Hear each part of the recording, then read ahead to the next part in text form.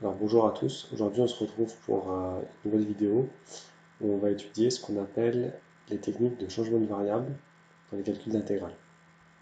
Alors dans un premier temps, on va considérer le théorème sur lequel on s'appuie euh, pour réaliser ces changements de variables.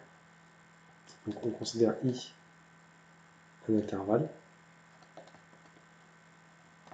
de R, on considère phi une fonction qui va de l'intervalle AB dans I, qui est dérivable et dont la dérivée est intégrable. Dérivée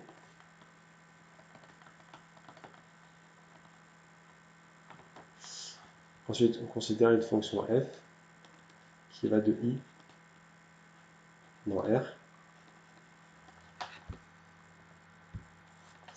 et qui est continue. Alors, on a la formule suivante. L'intégrale de A à B de f de phi de t fois phi prime de t dt est égale à l'intégrale de phi de A vers phi de B de f de x dx. Alors, en toute rigueur, phi n'a pas besoin d'être injective, mais si phi est bijective, si phi est... Alors on peut définir la fonction réciproque, phi moins 1, pardon, et là on peut écrire le changement de variable tel qu'on l'utilise dans les calculs habituellement, c'est-à-dire qu'on écrit x égale phi de t.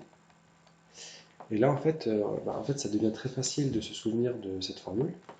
Pourquoi? Parce qu'on peut l'écrire de la façon suivante. Imaginons qu'on souhaite calculer l'intervalle de A à B, l'intégrale de A à B, f de x dx. Et en fait, ce qu'on peut écrire, c'est que ça correspond à l'intégrale pour x égale A jusqu'à x égale B de f de x dx. Et après, tout simplement, on va remplacer le x par le phi. Donc, ça va nous donner, si j'écris en haut, l'intégrale, donc là, pour séparer, l'intégrale de phi de t égale A jusqu'à phi de t égale B. Et ici, le x, f de x va devenir f de phi de t. Et dx, ça va nous donner phi prime de t dt. Pourquoi? Parce que phi prime, c'est d2 phi sur dx, sur dt, pardon. Et donc les dt se simplifient, et étant donné que phi est égal à x, voilà, on retrouve le dx qu'on avait ici. Et donc du coup, pour faire le calcul, la formule, elle peut s'écrire tout simplement l'intégrale pour t allant de phi moins 1 de A vers phi moins 1 de B, f de phi de t, phi prime de t, dt. Voilà. C'est une façon de se souvenir de cette formule. Donc pour illustrer ça, on va faire, comme d'habitude, un exemple d'application. Voilà, pour faire cet exemple, on va chercher à calculer l'intégrale suivante. I est égal à l'intégrale entre 0 et pi sur 2 de ln de 1 plus tangente de x dx. Donc pour réussir à faire ce calcul, ce qu'on va faire, c'est qu'on va poser le changement de variable suivant, qui est y est égal à pi sur 4 moins x. Donc là, pour remplacer, on voit que on va avoir x qui va être égal à pi sur 4 moins y. Donc, tout simplement, ici, on va avoir pi sur 4 moins y égale 0. Ici, pi sur 4 moins y égale pi sur 2. Ensuite, on va avoir ln de 1 plus tangente de pi sur 4 moins y. Et ici, la dérivée va nous donner moins dy.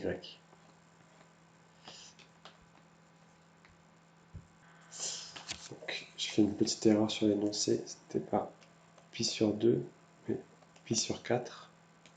Donc ici, on revient sur pi sur 4. Voilà. Donc ici, bah, tout simplement, ça va nous donner, si on réécrit les choses, donc le moins ici va permettre de permuter l'intégrale. Et si on voit ici que bah, on aura y égale pi sur 4, et ici y égale 0.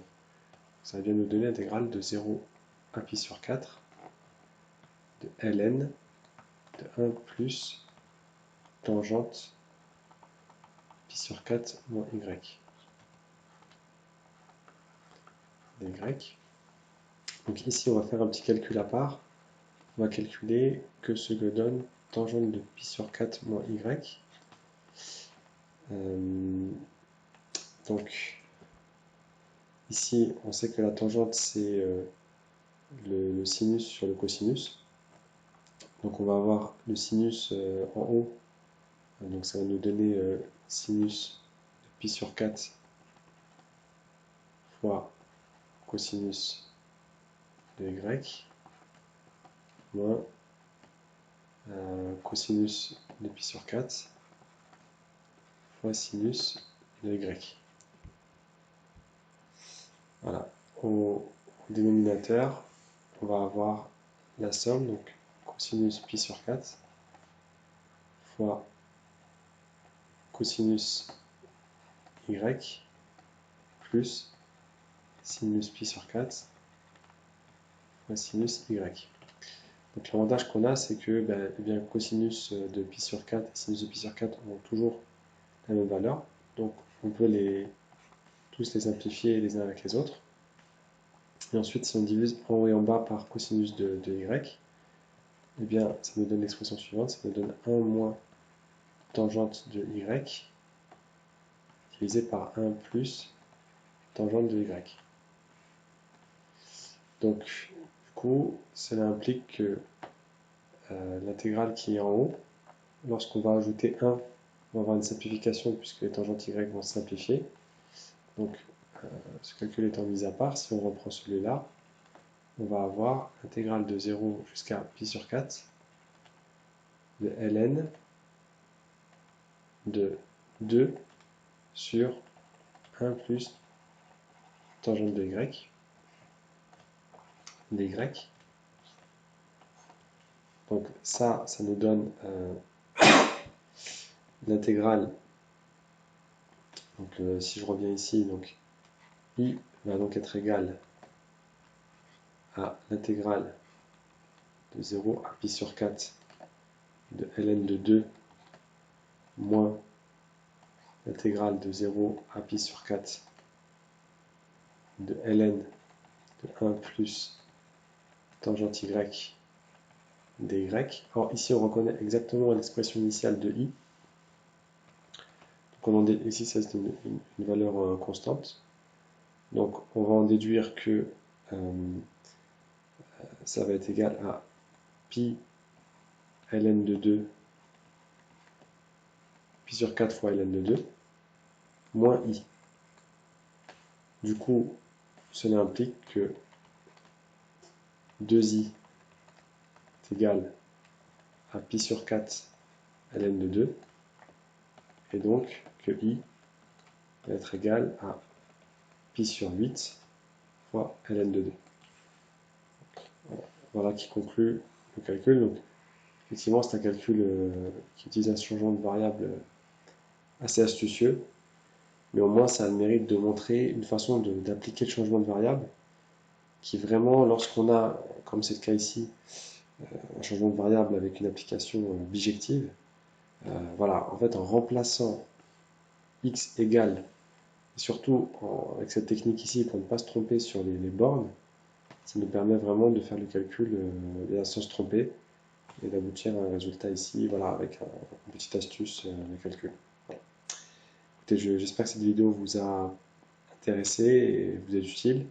Donc n'hésitez pas à vous abonner et à mettre un commentaire positif ou à aimer cette vidéo pour que bah, bien, la chaîne continue de progresser. Voilà. Merci à tous.